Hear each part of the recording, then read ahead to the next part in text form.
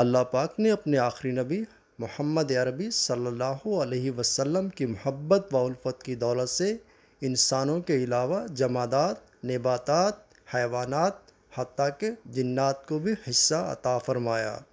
مکلف ہونے کی وجہ سے انسانوں کی طرح بے شمار جنات بھی آپ صلی اللہ علیہ وسلم پر ایمان لا کر تبلیغ اسلام کی خدمت میں مصروف رہے، جیسا کہ 26ویں پارے کی سورہ احقاف کی آیت نمبر 29 تا 32 اور سورہ جن کی پہلی اور دوسری آیت نیز ان کی تفسیر میں بھی یہ مضمون موجود ہے کہ جنوں کی جماعت نے بارگاہ رسالت میں حاضر ہو کر توجہ کے ساتھ قرآن کریم کی تلاوت سنی، اسلام قبول کیا اور پھر اپنی قوم میں واپس جا کر تلاوت قرآن سننے اور اپنے ایمان لانے کا ذکر کیا اور انہیں بھی قبول اسلام کی دعوت دی۔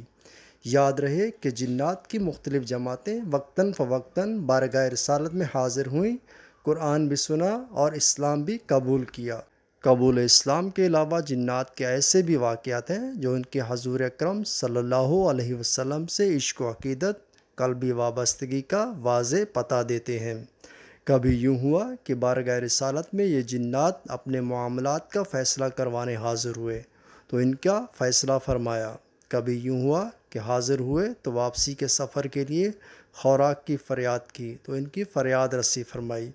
کبھی یوں ہوا کہ حضرت نوح علیہ السلام کے ہاتھ پر توبہ کرنے اور کئی انبیاء کرام علیہم الصلاۃ والسلام کی صحبتیں پانے والا ابلیس کا پڑپوتا حامہ حاضر ہوا اور حضرت عیسیٰ علیہ السلام کا سلام بارگاہ رسالت میں پیش کرنے کے بعد قرآن سیکھنے کا خواستگار ہوا تو آپ صلی اللہ علیہ وسلم نے اسے چند صورتیں سکھانے کے بعد آئندہ بھی اسے اپنی ملاقات کے لیے آتے رہنے کی تاکید فرمائی۔ کبھی یوں ہوا کہ ہجرت کے مقام پر شان مصطفیٰ اور شان صدیقی میں قصیدہ گوئی کرتے ہوئے مقام ہجرت کی نشاندہی کی، اور یوں حضور کے نشان منزل سے بے خبر عاشقان مصطفیٰ کی تسلی کا سامان کیا۔ کبھی ولادت مصطفیٰ کی خوشی میں میلاد کے چرچے کیے تو کبھی گستاخان رسول کو کیفر کردار تک پہنچا کر نرالے انداز میں اسلام اور بانی اسلام خیر الانام صلی اللہ علیہ وسلم کی صداقت کا پرچار کیا۔ آئیے جنات کے عشق مصطفیٰ کے تعلق سے ایمان کو جلا دینے والے دو واقعات ملاحظہ کیجیے۔ جنات کا انداز میلاد النبی۔ حضرت عبد الرحمن بن عوف رضی اللہ عنہ سے مروی ہے کہ نبی کریم صلی اللہ علیہ وسلم کی ولادت شریف ہوئی تو جبل ابو قبیس اور حجون کے پہاڑوں پر چڑھ کر جنات نے ندا کی۔ حجون پہاڑ کے جن نے یوں ندا کی، میں قسم کھاتا ہوں کہ نہ تو کسی انسانی عورت نے ایسی شان پائی جیسی آمنہ زہریہ کو ملی، اور نہ ہی کسی عورت نے ایسی شان و شوکت اور قابل فخر صفات والا بچہ جنا ہو جو آمنہ کے ہاں پیدا ہوا، اور یہ حضرت احمد صلی اللہ علیہ وسلم تمام قبائل میں سب سے افضل ہیں۔ والدہ اور ان کے صاحبزادے دونوں ہی قابل عزت و واجب الاحترام ہیں۔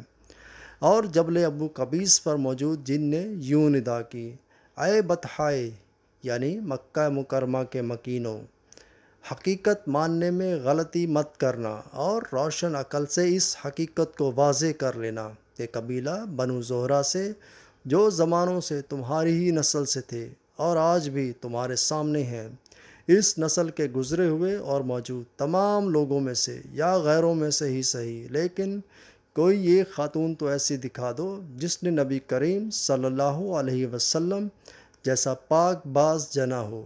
نبوت مصطفیٰ کی صداقت کا علم بردار جن۔ حضور اکرم صلی اللہ علیہ وسلم کی علی الاعلان دعوت اسلام پر روسائے کفار بپھر گئے اور آپ کو جادوگر اور جھوٹا مشہور کرنے کا منصوبہ بنا لیا۔ البتہ جب اپنے ساتھی ولید سے رائے لی تو اس نے اظہار رائے کے لیے 3 دن کی مہلت مانگی اور گھر چلا آیا۔ اس کے گھر سونے چاندی کے 2 بت تھے جنہیں اس نے جواہرات و قیمتی لباس پہنا کر کرسیوں پر بٹھا رکھا تھا۔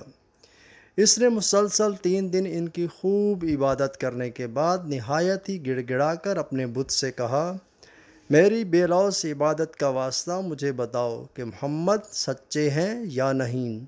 اسی وقت ایک شیطانی جن ایک بت کے اندر گیا، بت حرکت میں آیا اور بولا محمد نبی نہیں، ہرگز ان کی تصدیق مت کرنا۔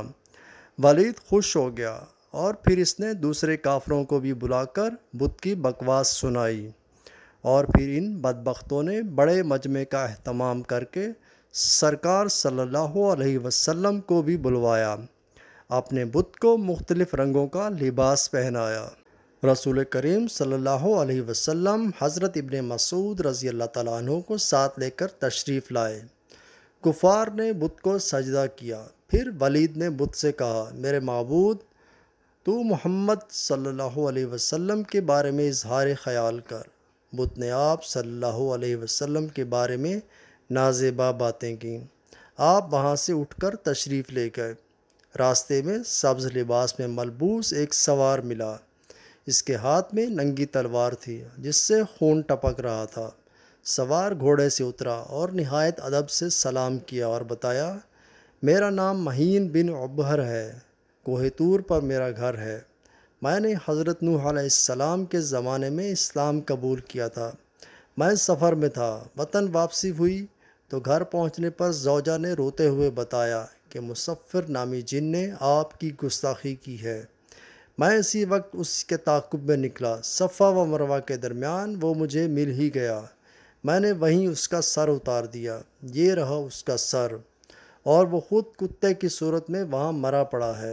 رسول اللہ صلی اللہ علیہ وسلم اس کی باتیں سن کر خوش ہوئے۔